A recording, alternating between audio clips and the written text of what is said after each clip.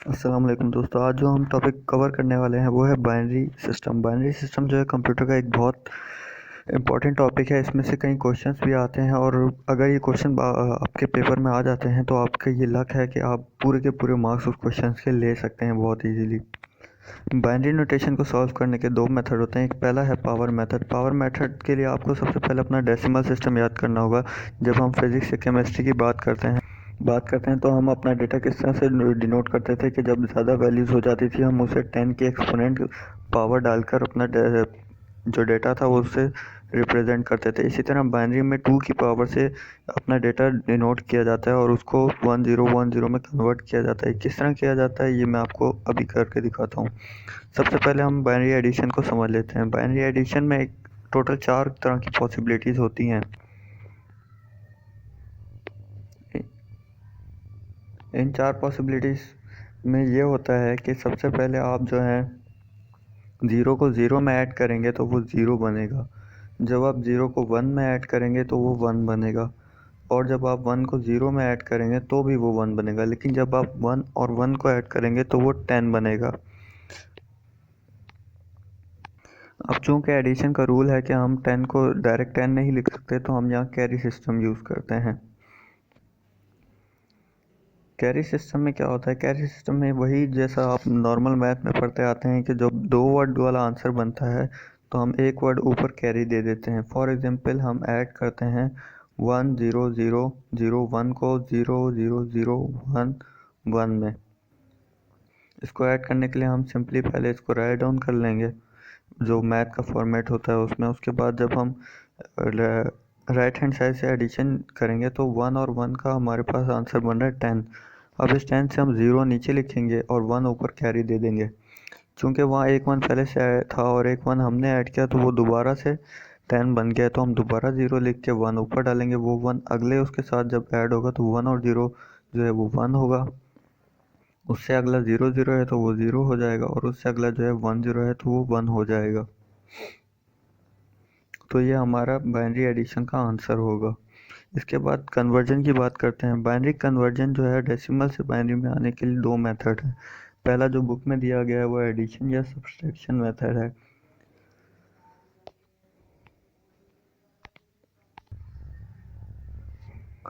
For example आपने convert करना है 58 को।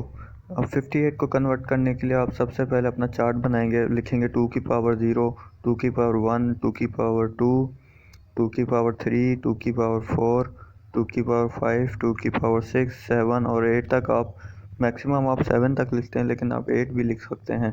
अब इनकी रीज़न क्या है? इस चार्ट में जब 2 की पावर 0 1 लिखेंगे, 2 की पावर 1 2 4 8 16 इस तरह आप इसके नीचे नीचे इनकी पावर का जो सॉल्यूशन है वो लिखते जाएंगे। इसके बाद आप अपना वर्ड नंबर लिखेंगे, सॉल्यूशन स्टार्ट करेंगे। आपने जैसे कि 58 को सॉल्व करना है तो 58 से लोएस्ट नंबर जो हमारे पास चार्ट में है वो है 32।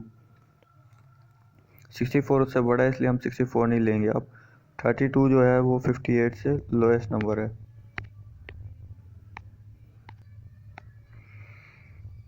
अब सिंपली आप अपना 58 में से 32 को माइनस करेंगे तो आपके पास आंसर आएगा 26। 26 आ गया।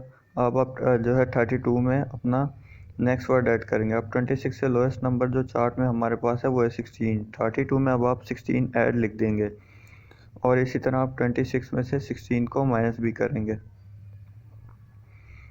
जब 26 में से 16 को आप माइनस करेंगे तो आपके पास आंसर आएगा 10।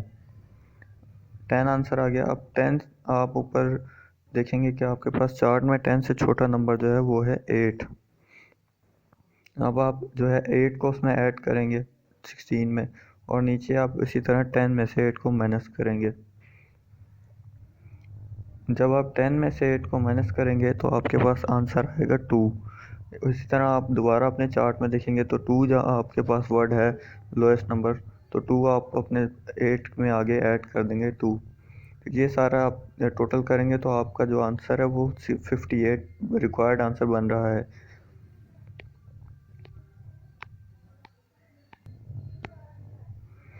जब आपका 58 आंसर बन रहा है अब आप सिंपली देखेंगे कि जो जो वर्ड आपने ऐड किए थे मीन्स 32 ऐड किया था तो उसके नीचे 1 लिखेंगे। उसके बाद 16 ऐड किया था तो 16 के नीचे 1 लिखेंगे। 16 के बाद 8 ऐड किया तो 8 के नीचे 1 लिखेंगे। 4 आपके पास नहीं था तो 4 आप 0 लिखेंगे। 2 ऐड किया था तो 2 के नीचे 1 लिखेंगे और 1 नहीं लिखा था इसलिए 0 लिखेंगे। जो जो वर्ड आपने अपने एडिशन में लिखे थे उनके नीचे आपने 1 लिखना है और जो वर्ड नहीं लिखे थे उनके नीचे 0 लिखना है। ये आपका decimal to binary conversion power method के ज़रिए हो गया। दूसरा जो मेथड है वो फ्रैक्शनल मेथड है। फ्रैक्शनल मेथड आपने 8-9 क्लास तक पढ़ा है। बेसिकली एलसीएम की तरह होता है। आपने एलसीएम वाला पैटर्न बना के वहाँ 58 को अपना ड्रॉ करना है और सिर्फ उसको 2 के जो भी नंबर आपके पास होगा आप उसको 2 से डिवाइड करते जाएंगे। 229 था जो 58 होता है, उसके बाद रिमाइंडर आपका 0 बचता है, रिमाइंडर साइड में लिख देंगे। 214 का 28 होता है और रिमाइंडर आपके पास 1 बचता है। उसके बाद 27 का 14 होता है, रिमाइंडर आपके पास 0 बचेगा। उसके बाद 23 का 6 होता है और आपको 7 चाहिए तो रिमाइंडर आपका 1 बन गया। रिमाइंडर आप साइड में लिखते जाएंगे। उसके बाद जो है 2 1 का 2 हो गया और 3 में से आपका रिमाइंडर 1 बच गया। अब ये जो साइड पे वर्डिंग बन रही है नंबरिंग रिमाइंडर वाली जो बन रही है ये आपका जो है बाइनरी नोटेशन है 58 की। 1 0 1 1 1 0 1 0। अब आप अगर चेक करें तो ऐड वाले मेथड यानी कि पावर मेथड जो है उसकी एडिशन सब्ट्रैक्शन मेथड वाला जो है उसकी और फ्रैक्शनल मेथड के आंसर जो हैं वो दोनों सेम आ रहे हैं। तो इस तरह अगर पेपर में आपको इनमें से कोई क्वेश्चन आ जाता है तो इसमें से आप किसी भी मेथड के ज़रिए अपनी कन्वर्जन कर सकते हैं। जो आपका फ्रैक्शनल मेथड है उसे एल्गोरिथम मेथड भी कहा जाता है जिसे बुक में डिफ़ाइन किया गया है। ये दोनों मेथड है जिससे आप डेसिमल नंबर को बाइनरी नंबर में कन्वर्ट कर सकते हैं। इसके बाद अगर आप सोचते हैं कि अगर पॉइंट वाली वैल्यूज़ आपको एडिशन के लिए मिल जाती हैं तो आप उसे कैसे करेंगे। सिंपली जो है पॉइंट वाली वैल्यूज़ को ऐड करने के लिए आप जो है पॉइंट को पॉइंट के नीचे रखेंगे। जो भी आपको वैल्यू दी गई हैं जैसे बुक में आपको दिया गया है 10.011 एडिट 100.110। आप देख रहे हैं कि इसमें जो है आपका पॉइंट जो है बिल्कुल इन लाइन रखा गया है, वैल्यूज़ को आगे पीछे किया गया है। तो आप इसमें सिंपल उसी तरह एडिशन करेंगे। 1 और 0 मिलके 1 बनेंगे, 1 1 मिलके 10 बनेंगे, 0 लिखा जाएगा, 1 कैरी चला जाएगा। उसके बाद दोबारा 1 1 मिलकर 10 बन रहे हैं, 0 लिखेंगे, 1 कैरी चला जाएगा। इसी तरह आप अपनी पूरी एडिशन सिंपल बाइनरी एडिशन की तरह करेंगे। इसी तरह फ्रैक्शनल वर्ड को बाइनरी में कन्वर्ट करने के लिए सिंपली रूल है कि आप उसी तरह चार्ट बनाएंगे। चार्ट में पॉजिटिव जो पॉइंट से पहले वाले वर्ड हैं वो आप पॉजिटिव साइड पे लिखेंगे और जो नेगेटिव यानी कि पॉइंट के बाद वाले वर्ड हैं वो फ्रैक्शनल पावर में लिखेंगे। मतलब 2 की पावर 0 के बाद 2 की पावर 1/2 और 1/4 -1 -2 -3 करेंगे जिसकी नोटेशन 1/4 1/8 करके होगी।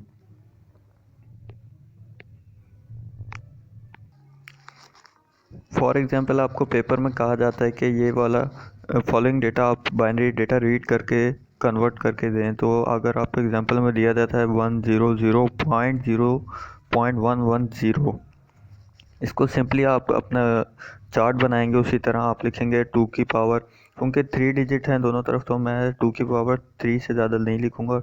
2 की पावर 0 लिखेंगे, 2 की पावर 1, 2 की पावर 2, 2 की पावर 3।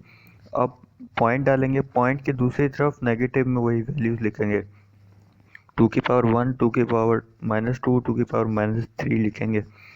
अब जो उनकी वैल्यूज़ होती हैं मतलब 2 की पावर 0 होती है तो उसके नीचे 1 लिखेंगे। 2 की पावर 1 2, 2 की पावर 2 जो होती है वो 4 होती है। अब पॉइंट के उस तरफ क्या होगा, चूँकि नेगेटिव है, नेगेटिव जो है वो अपॉन को या फ्रैक्शन को शो करता है। तो 2 की पावर -1 का मतलब है 1/2 वैल्यू होगी, -2 का मतलब है 1/4 और -3 का मतलब है 1/8। अब आप इन वैल्यूज़ के नीचे अपने जो बाइनरी फ्रैक्शन आपको दी बाइनरी वैल्यू आपको दी गई है वो लिखेंगे 1 0 0 और पॉइंट के बाद जो 3 वर्ड है 1 1 0 वो लिखेंगे। अब जो वर्ड जिस वैल्यू के नीचे आ रहा है उस वर्ड को उस वैल्यू से मल्टीप्लाई करेंगे। 4 को मल्टीप्लाई करेंगे 1 से क्योंकि उसके नीचे 1 आ रहा है, 2 को 0 से, 1 को 0 से, उसके बाद 1/2 को 1 से, 1/4 को भी 1 से करेंगे और उसके बाद 1/8 को 0 से। अब सिंपली आपने इसको एडिशन कर देना है। तो 4 के साथ आगे कोई वैल्यू भी होल वैल्यू नहीं आ रही तो वो सिंपल 4 नीचे उतर जाएगा। फ्रैक्शन की दो वैल्यूज आ रही हैं 1/2 और 1/4। 1/2 और 1/4 को जब हम ऐड करेंगे तो वो 1/6 उसका एलसीएम लेंगे, वो हमारे पास 4/6 आएगा। उसको मज़ीद डिवीजन करेंगे तो 2/3 आएगा। तो हमारे पास आंसर आ गया 4⁻²/3। तो 4⁻²/3 को आप फर्दर सॉल्व करेंगे तो वो हमारा बाइनरी की वैल्यू आ जाएगी, लेकिन इसको यहाँ तक लिखना भी काफ़ी होगा। बाइनरी नोटेशन के अलावा कंप्यूटर में जो दूसरा डेटा फॉर्म करने की नोटेशन होती है वो है second complement system. Second complement system में जो होता है 4 वर्ड या 3 वर्ड का जो बिट्स होती हैं वो एक फिक्स नंबर को डिनोट करती हैं। मतलब कि अगर 4 ज़ीरो होंगे तो उसका मतलब ज़ीरो होगा। इसी तरह फिक्स होती हैं वैल्यूज़ के कौन सा बिट जो है किस वर्ड को या किस अल्फ़ाबेट को डिनोट करेगा। जो सेकंड कॉम्प्लीमेंट्स में जो है वो 32 बिट्स तक का डेटा यूज़ किया जाता है।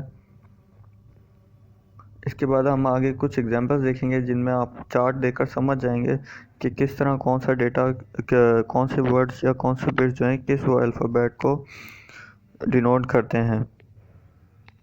अगर हम पॉजिटिव इंटीजर्स की बात की जाए तो पॉजिटिव इंटीजर में ये 4 ज़ीरो से शुरू होता है। 4 ज़ीरो की वैल्यू जो है वो ज़ीरो है, उसके बाद 1 उसमें ऐड हो जाता है। पहला 1 ऐड होता है तो वो जो है हमारे पास 1 को डिनोट करता है। मतलब 3 ज़ीरो और 1 जो है वो 1 को डिनोट करेंगे। इस तरह 1 जो है ऐड होता जाएगा, अगला 1 ऐड हो जाएगा तो वो 10 बन जाएगा। 10 जो है वो 2 को रिप्रेजेंट करेगा।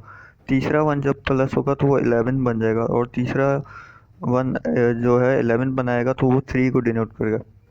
इस तरह जब तक सारे ज़ीरो फिल अप नहीं हो जाते और लास्ट आंसर जो 111 नहीं बन जाता तब तक ये एडिशन होती रहेगी। और इसी तरह 3 वर्ड में भी डिनोट किए डोनेशन इसी तरह सेकंड कॉम्प्लीमेंट की बनती है। इसी तरह जब नेगेटिव की बात की जाएगी तो नेगेटिव वैल्यू में पॉजिटिव में जिस तरह 4 ज़ीरो ज़ीरो को डोनेट करते हैं, यहाँ पर जो है 4 1 जो है वो 1 को डिनोट करेंगे और 1 ख़त्म होते चले जाएंगे। मीन्स से जब तक लास्ट में सिर्फ एक 1 नहीं बच जाता तब तक जो है वो डोनेशन बढ़ती चली जाएगी। मतलब पहले एक 1 ख़त्म होगा तो मतलब 111 जो -2 को रिप्रेजेंट करेंगे। इस तरह करके एक एक 1 की जगह एक एक ज़ीरो रिप्लेस होता जाएगा और लास्ट में 1 बचेगा जो ज़ीरो को -0 को डिनोट करेगा। जहाँ तक एडिशन इन सेकंड कॉम्प्लीमेंट की बात है तो उसके रूल बाइनरी नोटेशन से अलग नहीं है। उसी तरह 1 और 0 मिलके 1 बनेगा, 1 और 1 मिलके 10 बनेगा, 0 1 मिलके 1 बनेगा और 0 0 मिलके 0 बनेगा। जहाँ एक एडिशन वाली बात यह है कि जो आपका आंसर आएगा उसको आपने डिनोट करना है कि वो सेकंड कॉम्प्लीमेंट में क्या वर्ड शो कर रहा है। मीन्स कि अगर आपने ऐड किया है 0011 को ऐड किया है 010010 में तो वो आपके पास आंसर आएगा 0101। 0101 जो है वो सेकंड कॉम्प्लीमेंट में 5 को डिनोट करता है। तो आप आगे लिखेंगे कि सेकंड कॉम्प्लीमेंट में इसका वर्ड जो है 5 बन रहा है और ये साथ साथ आपने शो करना है। सेकंड कॉम्प्लीमेंट में सिर्फ ये एडिशन सी एक छोटी सी चीज़ है जिसका आपने ख्याल रखना है, बाकी सब कुछ बाइनरी नोटेशन की तरह ही होगा।